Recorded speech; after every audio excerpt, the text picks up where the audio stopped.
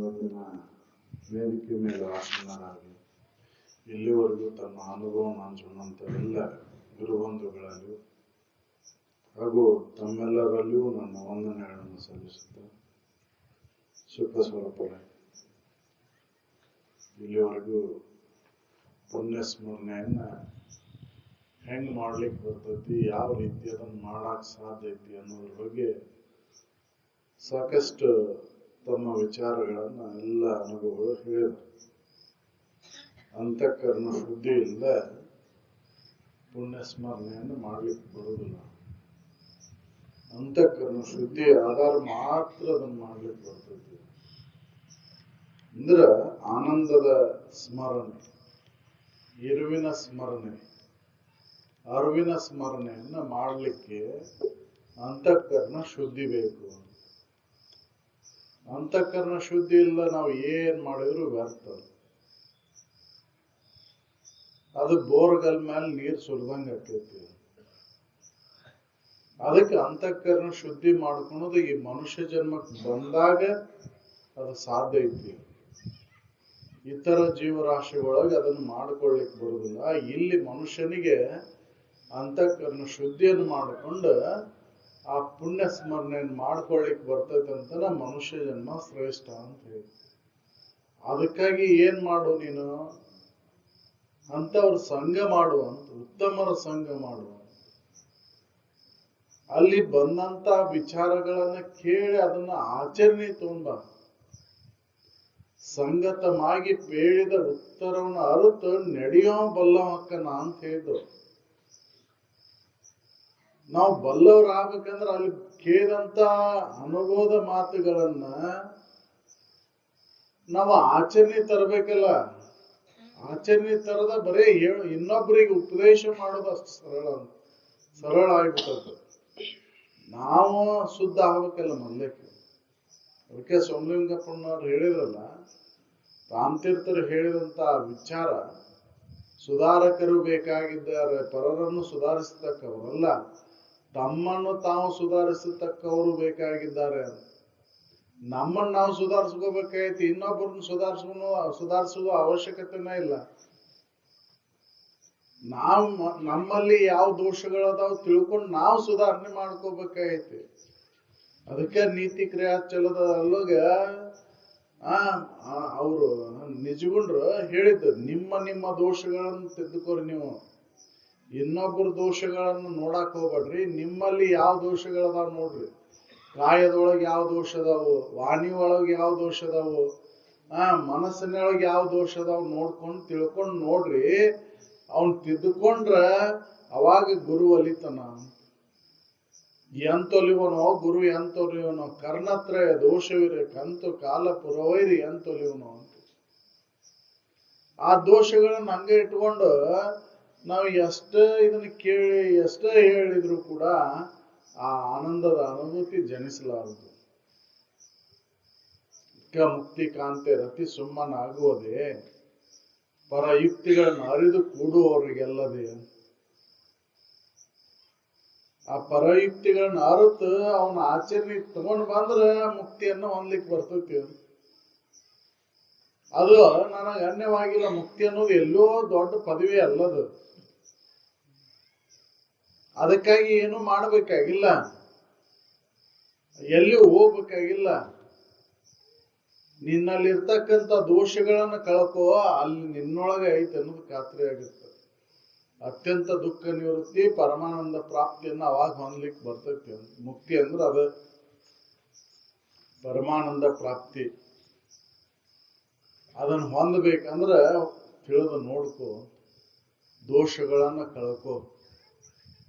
ಎಲ್ಲಿವರೆಗೂ ದೋಷಗಳಿರ್ತಾವೋ ಕಾಯ ವಾಚ ಮನಸ, ಅಲ್ಲಿವರೆಗೂ ಇದನ್ನ ಹೊಂದಲಿಕ್ಕೆ ಬರುದಿಲ್ಲ. ಇವನು ಕಳ್ಕೊಂಡದ ತಪಸ್ಸು ಅಂತ ಹೇಳಿ. ಮಾಡಲಿಲ್ಲವೇ ತಪವ ಮಾಡಲಿಲ್ಲವೇ ಕೂಡೆ ಸುಗುಣದೊಡನೆ ನೋಡಿ ತ್ರಿವಿಧ ಕರ್ಣದಲ್ಲಿ. ಒಳ್ಳೆ ಗುಣಗಳನ್ನ ಅಳವಡಿಸ್ಕೊಂಡು ನಡಿಬೇಕಲ್ಲ. ಕಠಿಣ ಐತ್ರಿ ಒಳ್ಳೆ ಗುಣಗಳನ್ನ ಅಳವಡಿಸ್ಕೊಳೋದಂದ್ರೆ. ಯಾಕೆ ನಮ್ಮ ಸಂಘ ಎಂತೆಂಥವ್ ಸಂಘದವ್ ನಮ್ಮ ಉತ್ತಮರ ಸಂಘದೊಳಗಿಲ್ಲ. ಉತ್ತಮರ ಸಂಘಕ್ಕೆ ಬರ್ಬೇಕಂದ್ರೆ ಜನ್ಮ ಜನ್ಮಾಂತರದ ಪುಣ್ಯದ ಫಲ ಬೇಕು ಅಂತ. ಅದಕ್ಕೆ ಒಂದ ಎರಡ ಜನ್ಮದಲ್ಲದ ಅನೇಕ ಜನ್ಮದ ಪುಣ್ಯದ ಫಲ ಇದ್ರೆ ಮಾತ್ರ ಇದು ಸಾಧ್ಯ ಐತಿ. ಅದಕ್ಕೆ ಪುಣ್ಯವಿಲ್ಲದವರಿಗೆ ಎಂತೂ ದೊರಕೊಳ್ಳುವುದು ಮೈತ್ರ, ನೀ ಪುಣ್ಯವಂತೆ ಅದೇ, ಅದಕ್ಕೆ ಇದನ್ನ ನಿನಗೆ ಹೇಳ್ತೀನಿ ಕೇಳು ಅಂತ ಹೇಳಿರೋ. ಇದು ಪುಣ್ಯ ಇದ್ರೆ ಮಾತ್ರ ಇದು ಹತ್ತೈತಿ ಅಂತ. ಪುಣ್ಯ ಇದ್ರೆ ಮಾತ್ರ ಅಂತ ಉತ್ತಮರ ಸಂಘಕ್ಕೆ ಬರಾಕ್ ಸಾಧ್ಯ ಐತಿ ಅಂತ. ಇಲ್ಲ ಅಂದ್ರೂ ಕೂಡ ಅದು ಬಂದ್ರೂ ಕೂಡ ಅಲ್ಲಿ ಕೇಳಲಿಕ್ಕೆ ಹಚ್ಚೋದಿಲ್ಲ, ಅದ್ರಲ್ಲಿ ನಡೆಯಕ್ಕೆ ಹಚ್ಚೋದಿಲ್ಲ. ಮತ್ತ ಎಂದಿನಂತೆ ಕಾಮ, ಎಂದಿನಂತೆ ಕ್ರೋಧ, ಎಂದಿನಂತೆ ಮೋಹ, ಮದ ಮತ್ಸರಗಳು ಇವ ಇರ್ತಾವ. ಪೂಗೈತೆ ನೋಡ್ರಿ, ನಮ್ಮಲ್ಲಿ ಇಷ್ಟೆಲ್ಲಾ ಹೇಳ್ತೇವು ಕೇಳ್ತೇವೆ ಅಂದ್ರೂ ಕೂಡ ಭೇದ ಹೋಗಿಲ್ಲ ಇನ್ನ. ಹೌದಲ್? ನಾನು ಬೇರೆ ನೀವು ಬೇರೆ ಇದ್ರೊಳಗೆ ಅದೇವು. ಹೇಳಾಕ ಸುಲಭ ಐತಿದು. ಗಡಿಗೆ ಕುಡಿಕೆ ಮಡಿಕೆಗಳು ಭಿನ್ನ ಭಿನ್ನ ಇದ್ರೂ ಕೂಡ ಆಧಾರವಾಗಿರುವಂತ ಮಣ್ಣು ಒಂದೈತೆ ಅಂತ ತಿಳ್ಕೊಳಕ್ ಆಗೋಲ್ಲ. ನಾವು ಆಕಾರಗಳನ್ನ ನೋಡಾಕತ್ತೇವ್, ನಾನ್ ಬೇರೆ ಅವ್ರು ನೀವು ಬೇರೆ. ಹಿಂಗಾಗಿ ಇದನ್ನ ಹೊಂದಕ್ಕಾಗಲ್ಲ. ಆ ಅರಿವು ಇರುವ ಆನಂದದ ಸ್ಥಿತಿಯನ್ನು ಹೊಂದಕ್ಕಾಗಲ್ಲ. ಗುರುಗಳ ಸುರುತಿಗಳು ನಮಗೆ ಎಚ್ಚರಿಸ್ತಾವ, ಎಚ್ಚರಿಸಿದ್ರು ಕೂಡ ಎಚ್ಚರ ಆಗೋಲ್ಲ ನಾವು. ತನ್ನನೇ ಪರವಂದು ತಿಳಿಯುವುದಲ್ಲದೆ ಬೇರೆ ಭಿನ್ನ ಬಿಟ್ಟ ಅರಸಲು ಏನುಂಟು ಅಂತ ಶ್ರುತಿ ಹೇಳ್ತಾವ. ನಿನ್ನ ಪರವಸ್ತು ದೀಪ, ನೀ ಹೊರಗೆ ಎಲ್ಲಿ ಹುಡ್ಕೊಂತ ಹೋಗೋ ಆ ಪರವಸ್ತುವನ್ನ. ಆ ಪರವಸ್ತುವನ್ನು ಕಾಣ್ಲಿಕ್ಕೆ ಬೇಕಾದಂತ ಗುಣಗಳ ನಿನ್ನಲ್ಲಿ ಇಲ್ಲ ಅಂತಂದ್ರೆ ಅದನ್ನ ಹೆಂಗ ನೋಡ್ತೀನಿ ನೀನು? ಅಂತ ಒಂದು ವಿವೇಕವನ್ನು ಜಾಗೃತ ಮಾಡ್ಕೋಬೇಕಲ್ಲ. ನಾವು ಹಿತ್ತಾಳಿನ ಬಂಗಾರ ಅಂತ ತಿಳ್ಕೊಂಡ್ಬಿಟ್ಟೆವು. ಯಾಕಂದ್ರೆ ಬಂಗಾರ ಯಾವುದು ಅಂತ ಗುರುತಿಸೋ ಅಂತ ಒಂದು ವಿವೇಕ ಇಲ್ಲ ನಮ್ಮಲ್ಲಿ. ಆ ವರ್ಗಲಿಲ್ಲ. ವರ್ಗಲ್ ಇತ್ತಂದ್ರೆ ಅದನ್ನ ಗುರುತಿಸ್ಬೋದಾಗಿತ್ತು. ಬಂಗಾರೋ ಇದು, ತಾಮ್ರೋ, ಹಿತ್ತಾಳಿನೋ ಅಂತ ಗುರುತಿಸ್ಬೋದಿತ್ತು. ಮ್ಯಾಲೆ ಬಂಗಾರದ ಜೊತೆ ಬಣ್ಣ ಹಚ್ಚಿದ್ದೆಲ್ಲ ಬಂಗಾರನ ಅಂತ ತಿಳ್ಕೊಂಡ್ಬಿಟ್ಟೆವ್ ನಾವು. ಅದ್ರ ಒಳಗೆ ಏನೈತೆ ಅನ್ನೋದು ನೋಡೋಲ್ಲಿ. ಅಂತ ಒಂದು ವಿವೇಕ ಬೇಕು ಅಂತ. ಆ ವಿವೇಕ ಇಲ್ಲದೆ ನಾವು ಎಷ್ಟೇ ಇದ್ರೊಳಗೆ ತೊಡಗೆ ಬಂದ್ರೂ ಕೂಡ ಅದು ಅನುಭವಕ್ಕೆ ನಿಲ್ಕೋದಿಲ್ಲ. ಆ ವಿವೇಕ ಜಾಗೃತ ಆಗ್ಬೇಕಂದ್ರೆ ಅಂತವ್ರ ಸಂಘದೊಳಗೆ ಸದಾ ಅಲ್ಲೇ ಇರ್ಬೇಕಾಗಿ, ಅಂದ್ರೆ ಮಾತ್ರ ಇದು ಸಾಧ್ಯ ಐತಿ. ಅದಕ್ಕೆ ಪುಣ್ಯದ ಫಲ ಜೋರು ಇರ್ಬೇಕು. ಪುಣ್ಯ ಬೇಕಲ್ಲ. ಅದು ಒಂದ ದಿನಕ್ಕೆ ಒಂದ ಜನ್ಮಕ್ಕೆ ಆಗುದಿಲ್ಲ. ನಾವು ಪುಣ್ಯ ಮಾಡ್ಬೇಕು ಅಂತ ಏನೇನಾರು ಅಪೇಕ್ಷೆಗಳನ್ನ ಇಟ್ಕೊಂಡು ಮಾಡಾಕತ್ತೇವು, ಪುಣ್ಯ ಸಿಗಲಿ ಅಂತ. ದಾನ ಧರ್ಮಗಳನ್ನ ಮಾಡೋದು ಉದ್ದೇಶ ಏನು ಇಟ್ಕೊಂಡು ಮಾಡಾಕತ್ತೇವ ಅಂತಂದ್ರ ಇನ್ನೊಂದಿಷ್ಟು ನನಗೆ ಈಡಾಗ್ಲಿ, ಇನ್ನೊಂದಿಷ್ಟು ಅವು ಸಿಗಲಿ, ಇನ್ನೊಂದಿಷ್ಟು ವಿಷಯಾದಿ ವಸ್ತುಗಳು ಈಗೆಲ್ಲ ನನಗೆಲ್ಲ ನನ್ನ ಮಕ್ಕಳಿಗೆ ಮೊಮ್ಮಕ್ಕಳಿಗೆ ಸಿಗಲಿ, ಹಿಂಗೆ ಇರ್ಲಿ, ನನ್ನ ಮನೆತನ ಹಿಂಗೆ ಇರ್ಲಿ ಅಂತ ಅದಕ್ಕೆ ಮಾಡಾಕತ್ತೇವೆ. ಅದರಿಂದ ಏನು ಉಪಯೋಗ ಇಲ್ಲ. ಅದು ಅವ್ರವ್ರ ಪ್ರಾರಬ್ಧವನ್ನು ಅವಲಂಬಿಸ್ಕೊಂಡು ಬಂದವು. ಆ ಪ್ರಾರಬ್ಧಕ್ಕೆ ಅನುಸಾರವಾಗಿ ಇರ್ತಾವು, ಪ್ರಾರಬ್ಧಕ್ಕೆ ಅನುಸಾರವಾಗಿ ಹೋಗ್ತಾವು. ಕಾಮ ಪ್ರೀತಿಯನ್ನ ಕಾಮನೆ ಒಳಗೆ ಇಟ್ಕೊಂಡು ನಾವು ಅದನ್ನೆಲ್ಲ ಮಾಡಾಕತ್ತೇವಂತನ ನಮ್ಗೆ ಅವು ಸಿಗ್ಬೋದು, ಸಿಗ್ಲಿಕ್ಕಿಲ್ಲ. ಅದ ಸಮರ್ಪಣಾ ಭಾವದಿಂದ ಯಾವ ಅಪೇಕ್ಷೆನ ಇಟ್ಕೊಳ್ಳಾರ್ದ ನಾವು ಪುಣ್ಯ ಕರ್ಮಗಳಲ್ಲಿ ತೊಡಗಿದ್ರೆ ಆ ಪುಣ್ಯ ವೃದ್ಧಿ ಆಕಿತ್ತು. ನನ್ನ ಅಂತಃಕರಣ ದೋಷಗಳು ದೂರ ಆಕಿದ್ದು. ದೂರ ಆದಾಗ ಅಲ್ಲೇ ನಿಜದ ಆನಂದದ ಅನುಭೂತಿಯನ್ನ ಮಾಡ್ಕೊಳ್ಳಿಕ್ ಸಾಧ್ಯ ಇತ್ತು. ಅದಕ್ಕೆ ಮಹಾತ್ಮರ ನಡೆ ನುಡಿಯನ್ನ ನಾವು ಅವ್ರು ನೋಡಿ ಕಲ್ಕೊಂಡು ಅವನ ಆಚರಣೆ ತರಬೇಕಾಯ್ತು. ಅವ್ರ ಹಂಗ ತಾನೇ ಸೂಚಿಸ್ತೈತಿ. ಅವ್ರ ಸಂಪರ್ಕಕ್ಕೆ ಹೋದ್ರೆ ಗೊತ್ತಾಕೈತಿ. ಅವ್ರ ಸಂಪರ್ಕಕ್ಕೆ ಹೋಗಲ್ಲ, ದೂರ ನಿಂತು ಮಾತಾಡಿದ್ರೆ ಅವ್ರು ಹಂಗಿದ್ರೆ ಇವ್ರು ಹಂಗಿಲ್ಲ ಅಂತ ಮಾತಾಡ್ತೇವ್ ನಾವು. ಹೌದಲ್? ಅವನ್ನ ಸಂಪರ್ಕಕ್ಕೆ ಹೋಗ್ಬೇಕಲ್ಲ. ಯಾಕೆ ಗೊತ್ತ ಹಚ್ಕೊಡುದಿಲ್ಲ ಅವ್ರು. ಹೌದಲ್ರಿ? ಅವ್ರಿಗೇನ್ ಹರ್ಕತ್ತ ಅಕ್ಕೋರ್ ಅದನ್ನ ಅಂತಿದ್ರ, ಕಾಗಿ ಕಾಕ ಅಂತತಿ, ಗುಬ್ಬಿ ಚಿವ್ ಚಿವ್ ಅಂತತಿ. ತಗೊಂಡ್ ನನಗೇನ್ ಆಗ್ಬೇಕಾಗೈತಿ? ನಾನು ಇರುವಂಗಿದ್ದೀನಿ, ನೋಡೋ ಒಬ್ಬ ಒಂಥರ ಅಂದ್ರೆ ಮತ್ತೊಬ್ಬ ಒಂಥರ ಅಂತ ನಾನು ಅವ್ರನ್ನ ತಗೊಂಡು ನನಗೇನಾಗ್ಬೇಕಾಯ್ತು. ಹೋಗ್ಲಿ ಹೋಗಿ ಅವ ಹೊಗಳೋಕೆ ತೆಗಳೋಕೆ ನನ್ನ ಸಂಬಂಧನ ಇಲ್ಲ ಅಂತಿದ್ರು. ಬೇಕಾದವ ಹೊಗಳ್ತಾನ, ಬ್ಯಾಡದವ ತೆಗಳ್ತಾನ, ಅವ್ಯಾಡು ನನ್ನ ಸಂಬಂಧ ಇಲ್ಲಲ್ಲ. ಸಮಭಾವ ಅಂತ ಒಂದು ಸದ್ಬುದ್ಧಿ ವಿವೇಕ ನಮ್ಮಲ್ಲಿ ಜಾಗೃತ ಆಗ್ಬೇಕಲ್ಲ. ಅಂದ್ರ ಮಾತ್ರ ಆ ನಿಜವನ್ನ ನಾವು ಅರಿಲಿಕ್ಕೆ ಸಾಧ್ಯ ಐತಿ ಅಂತ ಒಂದು ಆಚರಣೆ ಒಳಗೆ ನಾವು ತೊಡಬೇಕಾಗೈತಿ. ಯಾಕ ಮನುಷ್ಯ ಜನ್ಮದೊಳಗೆ ಇದನ್ನ ತೆಗೆದುಕೊಂಡು ನಡಿಬೇಕಾಗೈತಿ. ಈ ಮನುಷ್ಯ ಜನ್ಮ ಬಂದೈತಂದ್ರ ನಾವು ಸುಮ್ಮನೆ ಇದನ್ನ ಹಂಗ ವ್ಯರ್ಥ ಕಳಿಲಿಕ್ಕೆ ಬಂದಿಲ್ಲ. ವಿಷಾದಿಗಳ ಸಂಪರ್ಕದಿಂದ ಸುಖವನ್ನು ಹೊಂದಲಿಕ್ಕೆ ಬಂದಲ್ಲ ಇದು ಮನುಷ್ಯ ಜನ್ಮ. ಅದ್ರೊಳಗೆ ಸುಖ ಇಲ್ಲ ಅಂತ ತಿಳ್ಕೊಂಡು ಉಳ್ಕೊಂಡಕ್ ಬಂದದ್ದಂತ. ಹೌದಲ್ಲ? ಈಗಂತೂ ವಿಷಯಗಳನ್ನ ಬಹಳ ಮಾಡ್ಕೊಂಡೆವು. ಅವ ಮೂಲವಿದ್ರೂ ಕೂಡ ಅದ್ರೊಳಗೆ ಅನೇಕ ಬಗೆಯಾಗಿ ಮಾಡ್ಕೊಂಡು ಅದರಿಂದ ಸುಖ ಹೊಂದಬೇಕಂತ ಪ್ರಯತ್ನ ಮಾಡಕತ್ತೇವು. ಯಾರು ಎಷ್ಟೆಷ್ಟು ಸುಖವನ್ನು ಹೊಂದೇವಂತ ವಿಚಾರ ಮಾಡಿ ನೋಡಿದ್ರೆ ವಿಷಯ ಸಂಪರ್ಕದೊಳಗೆ ಸುಖ ಹೊಂದಿದವ್ರು ಯಾರದಾರ? ಯಾರೂ ಇಲ್ಲೇ ಇಲ್ಲ. ಸಮಾಧಾನ ಶಾಂತಿಯನ್ನು ಪಡೆದವ್ರು ಯಾರದಾರ? ವಿಷಯದಿಂದ ಸಮಾಧಾನ ಶಾಂತಿ ಅದರಿಂದ ಪಡಿಲಿಕ್ಕೆ ಸಾಧ್ಯನೇ ಇಲ್ಲ. ಅದರಿಂದ ವೈರತ್ವನ ಬರ್ತೈತಿ ಹೊರತಾಗಿ ದ್ವೇಷನ ಬರ್ತೈತಿ ಹೊರತಾಗಿ ಪ್ರೀತಿ ಉಂಟಾಗುದಿಲ್ಲ. ಯಾರು ವಿಷಯಕ್ಕೆ ಬೆನ್ನತ್ಯಾರ ಪ್ರೀತಿ ಸಿಗ್ತೈತಿ ನೋಡ್ರಿ ಅವ್ರಿಗೆ. ಇಲ್ಲ, ವೈರತ್ವನ ಐತಿ. ಎಲ್ಲರೊಡನೆ ವೈರವಿಲ್ಲದೆ ಕೂರ್ಪುದೇ ಚಂದಮಮ ಅಂತ ಹೇಳ್ತೇವು. ಇದು ಸಾಮಾನ್ಯರಿಗೆ ಸಾಧ್ಯ ಐತೇನು?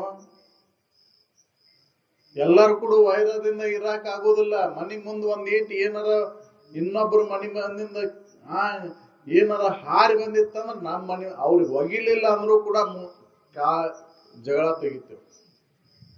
ಹೌದಲ್ಲ? ಬೇಕಂತ ಹೋಗದಾರ ನಮ್ಮ ಮನಿ ಮುಂದ. ಹೆಂಗಿದು ವಿಚಾರ ಮಾಡಿ ನೋಡಿದ್ರೆ ಸಾಮಾನ್ಯರಿಗೆ ಸಾಧ್ಯ ಐತ? ಇಲ್ಲ. ವಿಷಯದೊಳಗೆ ಸುಖ ಬುದ್ಧಿಯನ್ನು ಇಟ್ಕೊಂಡು ಅವ್ರಿಗೆ ಇದು ಸಾಧ್ಯನೇ ಇಲ್ಲ. ವಿಷಯದೊಳಗೆ ಸುಖ ಇಲ್ಲ ಅಂತ ಯಾವ ತಿಳಿದ ನೋಡು ಅವ ಇದನ್ನ ಎಲ್ಲರೂ ನನ್ನಂಗಪ್ಪ, ಎಲ್ಲರೂ ಅವರು ಈ ಶರೀರದಂಗ ಆ ಶರೀರನು ಐತಿ, ಆ ಶರೀರಕ್ಕೆ ನಾನು ನೋವು ಕೊಡಬಾರ್ದು, ಆ ಮನಸ್ಸಿಗೆ ನೋವು ಉಂಟು ಮಾಡಬಾರ್ದು, ನಾನು ಕಠೋರವಾದಂತ ಮಾತನ್ನ ಮಾತಾಡಬಾರ್ದು ಅಂತ ತಿಳಿದು ಅವ ಉತ್ತಮ ಆಚರಣೆ ಒಳಗೆ ತೊಡಗ್ತಾನೆ.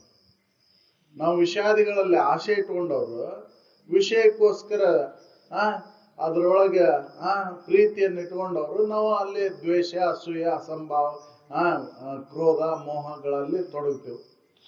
ಇವ ನನ್ನ ಇರುವಿಕೆಗೆ ಭಂಗವನ್ನು ಉಂಟು ಮಾಡಿದ್ದು. ಇವ ಅನಿಮಿತ್ಯ ವೈರಿಗಳಂತ ಹೇಳಿದ್ದವ್ರು. ಇವ ಬಂಧುಗಳು ತನ್ನನ್ನ ತಿಳ್ಕೊಳ್ಳಿಕ್ಕೆ ಅಡ್ಡಿಯನ್ನು ಉಂಟು ಮಾಡಿದಂಥವು ಯಾವ ಅಂದ್ರೆ ಇವ ಕಾಮಕ್ರೋಧಾದಿಗಳು. ಈ ಕಾಮಕ್ರೋಧಾದಿಗಳು ಎಲ್ಲಿವರೆಗೂ ಇರ್ತಾವೋ ಅಲ್ಲಿವರೆಗೂ ನನ್ನ ದುಃಖನ. ಅದಕ್ಕೆ ಆ ಕಾಮಕ್ರೋಧಾದಿಗಳನ್ನು ದೂರ ಮಾಡ್ಕೋಬೇಕಾಗೈತಿ. ಅದಕ್ಕಾಗಿ ಅನೇಕ ಜನ್ಮಗಳನ್ನು ಕಳೆದು ಬಂದೆವು. ಕಾಮಕ್ಕಾಗಿ, ಕ್ರೋಧಕ್ಕಾಗಿ, ಮೋಹಕ್ಕಾಗಿ, ಲೋಭಕ್ಕಾಗಿ ಎಷ್ಟು ಜನ್ಮ ಹೋಗ್ಯಾವೋ ಏನೋ ಹೇಳಲಿಕ್ಕೆ ಬರುದಿಲ್ಲ ಅಂತ ಹೇಳಿದ್ರು. ಅನಿಮಿತ್ಯ ವೈರಿಣಿಪ ಕಾಮಾದಿಗಳಿಗೆ ತನು ಅನೇಕ ವನಿತ್ಯ ಭಾವಭಾವಗಳಲ್ಲಿ ಎಷ್ಟು ಹೋಗ್ಯಾವೋ ಏನೋ ಗೊತ್ತಿಲ್ಲ. ಈಗೂ ಕೂಡ ಮತ್ತೆ ಮನುಷ್ಯ ಜನ್ಮ ಬಂದೈತಿ. ಬಂದಾಗ ಅದನ್ನ ದೂರ ಮಾಡ್ಕೊಂಡು ಹೋಗ್ಬಿಟ್ಟು ಮತ್ತ ಅವನ್ ಬೆಳಸಾಕತ್ತೇವಂದ್ರ ಉರಿ ಹಚ್ಚೈತಿ. ಉರಿ ಹತ್ತಿದ್ದನ್ನ ಆರಿಸುವಲ್ಲಿವ್ ನಾವು ಮತ್ತಟ ಪೆಟ್ರೋಲ್ ಗುಜ್ಜಾಕತ್ತೇವ. ಅದಕ್ಕೆ ಇನ್ನಷ್ಟು ದಗ ಉರಿಲಿ ಅಂತ ಹೇಳಿ. ಹೌದಲ್ಲ? ಅವನ್ನ ಆರಿಸುವಂತ ಕೆಲಸವನ್ನು ಮಾಡ್ಬೇಕಲ್ಲ ನಾವು. ಅದು ಯಾಕಂದ್ರೆ ಅರಿವಿನ ಜನ್ಮದು, ತಿಳುವಳಿಕೆ ಜನ್ಮ. ಆ ತಿಳುವಳಿಕೆಯನ್ನ ಐತಿ ಇದ್ದು ಕೂಡ ನಾವು ಅದನ್ನ ಏನ್ ಮಾಡಾಕತ್ತೇವಂದ್ರ ಮಸಿ ನುಂಗಿಸಿದ ಬಿಟ್ಟೇವ. ಅದು ಇಲ್ದಂಗೆ ನಾವು ಆಚರಣೆ ಮಾಡಾಕತ್ತೀವಿ. ಯಾವ ಪಶು ಪಕ್ಷಾದಿಗಳು ಕೂಡ ಸುಮ್ನ ಇನ್ನೊಂದು ಜೀವಿಗೆ ಪೀಡೆ ಕೊಡುದಿಲ್ಲ. ಆದ್ರೆ ನಾವು ಉದ್ದೇಶ ಪೂರ್ವಕವಾಗಿ ಇನ್ನೊಂದು ಜೀವಿಗೆ ಪೀಡೆ ಕೊಡಾಕತ್ತೇವೆ. ಅದಕ್ಕೆ ಈ ಬುದ್ಧಿ ನಮಗೆ ದೂರ ಆದ್ರೆ ಮಾತ್ರ ನಮ್ಮ ನಿಜವನ್ನ ತಿಳ್ಕೊಳ್ಳಿಕ್ಕೆ ಬರ್ತೈತೆ ಅಂತ ಅನುಭವಗಳು ನಮಗೆ ಎಚ್ಚರಿಸುವಂತ ಬಂದರ. ಅದಕ್ಕೆ ನೀ ಸಂಘದೊಳಗೆ ಬಂದ ಮೇಲೆ ಉತ್ತಮರ ವಿಚಾರಗಳನ್ನ ಕೇಳಿದ ಮೇಲೆ ಅವನ ಆಚರಣೆ ತಗೊಂಡ್ಬಾ. ಯಾಕ ಹಿಂದಿಂದ ಮಾಡಿದಂತ ಪಾಪವನ್ನ ಕಳ್ಕೋಬಹುದು. ತಿಳಿವಿಕಿನ ಪೂರ್ವದಲ್ಲಿ ಮಾಡಿದಂತ ಪಾಪ ಕೃತಿಗಳ ಪಾಪವನ್ನ ನೀನು ಕಳ್ಕೋಬಹುದು. ಆದ್ರೆ ತಿಳಿದ ಮೇಲೆ ಮಾಡಿದಂತ ಪಾಪವನ್ನ ಎಲ್ಲಿ ಹೋದ್ರೂ ಕಳ್ಕೊಳ್ಳಿಕ್ ಬರುದಿಲ್ಲ. ಅದಕ್ಕೆ ಶ್ರುತಿ ಹೇಳಿದ್ದು, ಅನ್ಯ ಕ್ಷೇತ್ರ ಕೃತಂ ಪಾಪಂ ಪುಣ್ಯಕ್ಷೇತ್ರ ವಿನಶತಿ, ಪುಣ್ಯಕ್ಷೇತ್ರ ಕೃತಂ ಪಾಪಂ ವಜ್ರಲೇಪಿತ ಭವಿಷ್ಯತಿ ಅಂತ. ಇದು ಪುಣ್ಯಕ್ಷೇತ್ರ. ಮಾನವ ಜನ್ಮ ಅನ್ನೋದು ಒಂದು ಪುಣ್ಯಕ್ಷೇತ್ರ. ಇದು ಇಲ್ಲಿ ತಪ್ಪು ಮಾಡಿದ್ರೆ ಎಲ್ಲ ದಾಖಲಾಕೈತಿ ಅಂತ. ಅದಕ್ಕೆ ಹೇಳಿದ್ದವ್ರು ನಿಜಗುಂಡ್ರು, ಆವ ಬಲವಿಡಿದು ಅಖಿಲ ದುರಿತ ಕರ್ಮವನ್ನು ಎಸಗಿ ಜೀವಿಸುವೆ ಎಲೆ ಮಾಜ ದೋಸರಲ್ಲೇ ಮಾನವ. ಯಾರ ಬಲ ಇಟ್ಕೊಂಡು ಇಷ್ಟೆಲ್ಲಾ ದುರಿತ ಕರ್ಮದೊಳಗೆ ತೊಡಗಿ ನೀ ಜೀವನ ಮಾಡಾಕತ್ತಿ, ನಾಚಿಗೆ ಬಿಟ್ಟು ಹೇಳು ಅಂತ ಹೇಳಿದ್ರು. ನಾಚ್ಕೊಳಕ್ ಹೋಗ್ಬೇಡ, ಇಂಥವ್ರ ಬಲ ಐತಿ ನನಗೆ, ಅದಕ್ಕೆ ನಾ ಇಷ್ಟೆಲ್ಲಾ ಮರ್ಯಾಕತ್ತೀನಿ ಉರ್ಯಾಕತ್ತೀನಿ ಅಂತ ನಾಚಿಗೆ ಪಟ್ಟುಕೊಳ್ಳಾರ್ದ ಹೇಳಿ ನೀನು ಇಂಥವ್ರ ಬಲ ಐತಿ ಅಂತ ಹೇಳಿ. ಯಾರು ಬಲನ ಇಲ್ಲ ನಮಗೆ, ಆದ್ರೂ ಕೂಡ ಉರ್ಯಾಕತ್ತೇವ್ ನಾವು, ಮೆರ್ಯಾಕತ್ತೇವ್. ಆದ್ರೆ ಅದೆಲ್ಲವೂ ದಾಖಲಾಕೈತಿ ಅಂತ ಗೊತ್ತಿಲ್ಲ. ಎಲ್ಲವೂ ಚಿತ್ರಗುಪ್ತ ದಾಖಲ್ ಮಾಡ್ಕೊಳತ್ತೇನ. ಅದನ್ನ ಒಳ್ಳೇದನ್ನು ದಾಖಲ್ ಮಾಡ್ಕೊಂತಾನವ, ಕೆಟ್ಟದ್ದನ್ನು ದಾಖಲ್ ಮಾಡ್ಕೊಂತಾನ. ಕೆಟ್ಟದ್ದು ಹೆಚ್ಚಿಗೆ ಆಯ್ತಂದ್ರ ಮತ್ತೆ ಪಾಪಾನುಗುಣದಿಂದ ಏನ್ ಮತ್ತ ಚಾಲು ಆಯ್ತು, ಭವಚಕ್ರದೊಳಗ ಬಿದ್ದ ತಿರಬೇಕಾಕೈತಿ. ಪುಣ್ಯ ಹೆಚ್ಚಾತಂದ್ರ ಸ್ವರ್ಗಾದಿ ಭೋಗ ಜೀವನ ಸಿಗ್ಬೋದು. ಆದ್ರೂ ಕೂಡ ಇವೆರಡೂ ಕೂಡ ಬಂಧನಕಾರಿನ. ಪಾಪ ಮತ್ತು ಪುಣ್ಯ ಎರಡೂ ಬಂಧನಕಾರಿನ. ಅದಕ್ಕೆ ಪಾಪ ಪುಣ್ಯದ ಹುಲ್ಲು ಬಿಲ್ಲದೆ ಎಂದಿರ್ಪಿನೋ ನಿಜ ಸುಖದಲ್ಲಿ ನಾನು, ಈ ಬಹುದೊಂದುಗಳನ್ನೆಲ್ಲ ಅಳಿದುಳಿದು ಅನ್ನುವಂತ ಉತ್ಕಟ ಇಚ್ಛೆ ನಮಗ್ ಉದಯ ಆಗ್ಬೇಕಂದ್ರೆ ನಮ್ಮಲ್ಲಿರ್ತಕ್ಕಂಥ ದೋಷಗಳನ್ನು ಕಳ್ಕೋಬೇಕು. ಅಂದ್ರ ಮಾತ್ರ ಈ ಮನುಷ್ಯ ಜನ್ಮ ಸ್ವಾರ್ಥಕ್ಕಾಗತ್ತ. ಆ ಸ್ವಾರ್ಥಕ ಬದುಕನ್ನು ನಾವು ಕಾಣ್ಬೇಕಂದ್ರ ಹೇಳಿದಲ್ಲ ಹನುಮಂತನ, ಒಂದೊಂದು ಚಟವನ್ನ ನಾವು ಬಿಡ್ಲಿಕ್ಕೆ ಪ್ರಯತ್ನ ಮಾಡ್ಬೇಕು. ಜನ್ಮ ಜನ್ಮಾಂತರ ಬಂದಂತ ಚಟ ಅಲ್ಲ, ಈಗ ಕಲ್ತೇವಲ್ಲ ಮನುಷ್ಯ ಜನ್ಮದೊಳಗೆ, ಅವಶ್ಯನ ಇಲ್ಲವು. ಅದಕ್ಕೆ ಅಪೋರ ಅವಶ್ಯಕ ಚಟಗಳು ಅನವಶ್ಯಕ ಚಟಗಳು ಅಂತ ಹೇಳಿದ್ರು. ಅವಶ್ಯನ ಇಲ್ಲವು ಬದುಕಲಿಕ್ಕೆ, ಆ ಚಟಗಳ ಅವಶ್ಯನ ಇಲ್ಲ. ಅವಿಲ್ಲ ಅಂದ್ರೂ ಬದುಕ್ತೈತಿ ಮನುಷ್ಯ ಜನ್ಮ. ಆದ್ರ ಅವನ್ ಬಿಡಾಕಾಗವಲ್ದು. ಅನವಶ್ಯಕ ಚಟಗಳು ಇದ್ರ ನಾನು ಬದುಕ್ತೀನಿ ಅಂತ ತಿಳ್ಕೊಂಡು ಅವಶ್ಯಕ ಚಟಗಳನ್ನ ದೂರ ಮಾಡ್ಕೊಂಡೇವು. ಶರೀರ ಸದೃಢವಾಗಿ ಇದನ್ನ ಇಟ್ಕೊಂಡು ನನ್ನ ನಿಜವನ್ನ ಅರಿಲಿಕ್ಕೆ ಯಾವ ಏನು ಅನ್ನ ನೀರು ಅರಿವೆ ಆಶ್ರಯ ಎಷ್ಟಿದ್ರೆ ಸಾಕಪ್ಪ ಅಂತ ತಿಳ್ಕೊಂಡು ಉಳ್ಕೊಂಡೋದ್ ಬಿಟ್ಟು ಅನವಶ್ಯಕ ಚಟಕ್ಕೆ ಅಂಟ್ಕೊಂಡೇವ್ ನಾವು. ಅದರಿಂದ ಏನು ಉಪಯೋಗ ಐತಿ? ಶರೀರನೂ ಕೂಡ ಕೆಟ್ಟ ಹೋಕೈತಿ, ಇದ್ದ ಸಮಾಧಾನ ಹಾಳಾಗಿ ಹೋಕೈತಿ. ಅದಕ್ಕೆ ಅವಶ್ಯಕ ಚಟಕ್ಕಾಗಿನ ಅನೇಕ ಜನ್ಮಗಳ ಹೋಗ್ಯಾವು. ಇನ್ನು ಅನವಶ್ಯಕ ಚಟಗಳನ್ನ ಅಳವಡಿಸ್ಕೊಂಡು ಅದ್ರ ಮೇಲಿನ ಆಶೆಗಾಗಿ ಎಷ್ಟು ಜನ್ಮ ತಿರುಗಬೇಕಾಕೈತಿ ಹೇಳಲಿಕ್ಕೆ ಬರುದಿಲ್ಲ. ಅದಕ್ಕೆ ಅವನು ಸ್ವಲ್ಪ ಕಡಿಮೆ ಮಾಡ್ಕೊಂತ ಒಂದೊಂದು ಚಟವನ್ನ ಬಿಟ್ಟಾಗ ಅವಾಗ ಆನಂದದ ಅನುಭೂತಿಯನ್ನ ಹೊಂದ್ಲಿಕ್ಕೆ ಸಾಧ್ಯ ಐತಿ. ಅವಾಗ ನಾವು ಪುಣ್ಯ ಸ್ಮರಣೆಯನ್ನು ಮಾಡ್ಲಿಕ್ಕೆ ಸಾಧ್ಯ ಐತಿ ಅಂತ ಹೇಳ್ತಾ ನಾನು ಒಂದ್ ಎರಡು ಮಾತನ್ನು ಸಕಲ ಸಾಧು ಸಂತ